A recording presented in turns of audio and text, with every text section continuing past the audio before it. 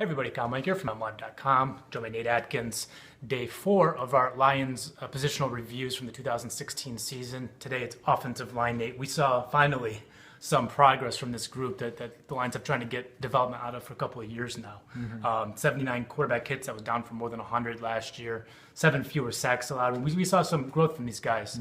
But now you've got 2 looming free agents on the right side of that line, Larry Warford and Riley Reef. The big question with this group is, should the Lions try to lock these guys up and solidify their offensive line going forward? Or do you think they should rip up the right side of their line and maybe go in a different direction? Yeah, I mean, I think you could definitely make a good case to bring them back. I think Reef and Warford are good players who offer different skills.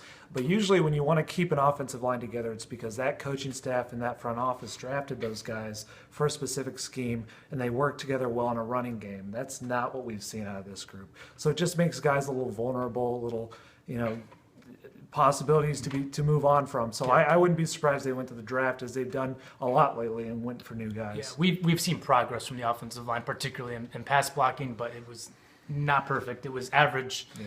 Average is an improvement for the Lions, but it was still in the average. So you still need you need improvement, you need growth. And I do think you'll see some changes on the right side there. I think, I'm not sure what they'll do, but I think it's more likely Reef is back next year than Warford for a couple of reasons. One is, guards, you can get a guard for pretty cheap, and maybe he's not as good as Warford. He's going to get probably $8 or $9 million a year, I think, in his next deal.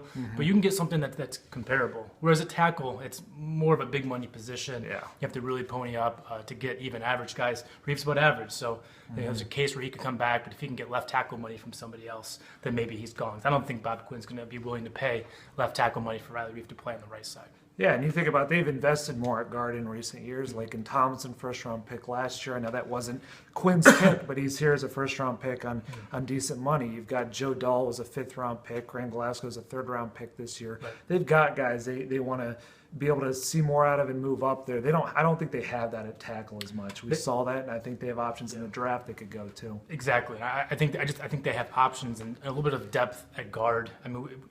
Graham Glasgow was drafted to play center, but he moved to guard with the struggles of Lakin Tomlinson there. He was an instant upgrade, and I know he finished the season at center, but you got Travis Swanson at center. He's going to be the center of the future, I think, given the way he played last year. So you got Glasgow competing for a job at guard. You got Lakin Tomlinson in the mix there, former first-round pick. And I'm told Joe Dahl has made a lot of progress in practice. He could be ready to start maybe as soon as next year. And if he's not starting next year, he's going to be in that conversation. I think he's going to be a guy pushing for a job next year, depending on what the Lions do in free agency in the draft. That's depth, that's competition. I'm just not sure if the Lions need to pay the $8 million or so, whatever it's going to take to lock up Larry Warford. Yeah, I think they just want to see what Reef comes back with in free agency. Teams do that with tackles all the time. You're not sure what the market will be like. If he's too expensive, you could easily see them move on. That's what we got for today. For Nate, I'm Kyle. We're MLive. Keep it right here.